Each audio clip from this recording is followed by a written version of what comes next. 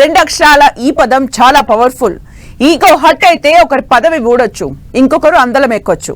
ఇలా పంతం నీదా నాదా అన్నట్లే ఉంటుంది సీన్. పాలిటిక్స్ లో అయితే ఇది మరీ పీక్ లెవెల్లో ఉంటుంది. కడపలో ఇదే పొలిటికల్ పిక్చర్ కనిపిస్తోంది. కౌన్సిల్ సమావేశాల్లో మేయర్ తనకు కుర్చీ వేయలేదని ఏకంగా మేయర్ సీటుకు కిందకి నీళ్లు తెచ్చేందుకు ఎత్తులు వేస్తున్నారు ఎమ్మెల్యే.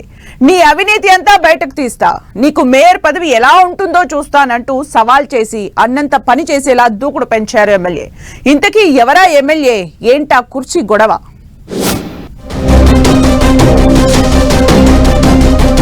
గడప గడపలో మేయర్ వర్సెస్ ఎమ్మెల్యే. తనకు కుర్చీ వేయకుండా అవమానించారంటూ ఆగ్రహం. మేయర్ సీటుకే ఎసరు తెచ్చేందుకు ఎమ్మెల్యే ఎత్తులు. కడప మేయర్ సీటుకు ఎసరు పెడుతోంది టీడీపీ. వైసీపీ అధినేత జగన్ సొంత ఇలాఖాలో ఆయనకు ఝలకిచ్చేందుకు రెడీ అవుతోంది. గతంలో తనకు ఎదురైన చేదు అనుభవాలను గుర్తు చేస్తూ మేయర్ను కుర్చీ దించేదాకా ఊరుకోనంటున్నారు ఎమ్మెల్యే మాధవి. అన్నట్లుగానే మేయర్ సురేష్ బాబు వెంటే పడుతున్నారు.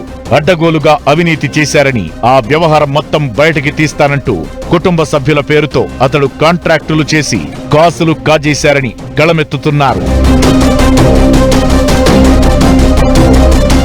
కడప కార్పొరేషన్లో నువ్వా నేనా అని సాగుతున్న పొలిటికల్ ఫైట్ లో భాగంగా మేయర్ సురేష్ బాబును కార్నర్ చేస్తున్నారు ఎమ్మెల్యే మాధవి.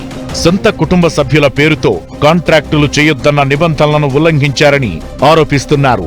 అంతేకాకుండా ప్రజాధనం దుర్వినియోగం చేశారని కూడా ఎమ్మెల్యే విమర్శల బాణాలు ఎక్కుపెడుతున్నారు. విజిలెన్స్ విచారణలో విస్తుపోయే వాస్తవాలు బయటపడ్డాయని, మున్సిపల్ చట్టాన్ని ఉల్లంఘించినట్టు తేలిందంటున్నారు ఎమ్మెల్యే.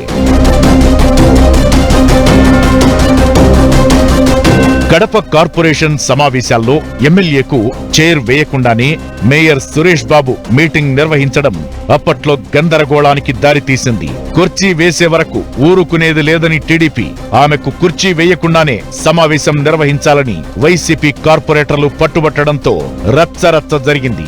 అదే సమయంలో తనను అవమానించిన మేయర్కు ఆ పదవే లేకుండా చేస్తానంటూ శపథం చేశారు ఎమ్మెల్యే మాధవి.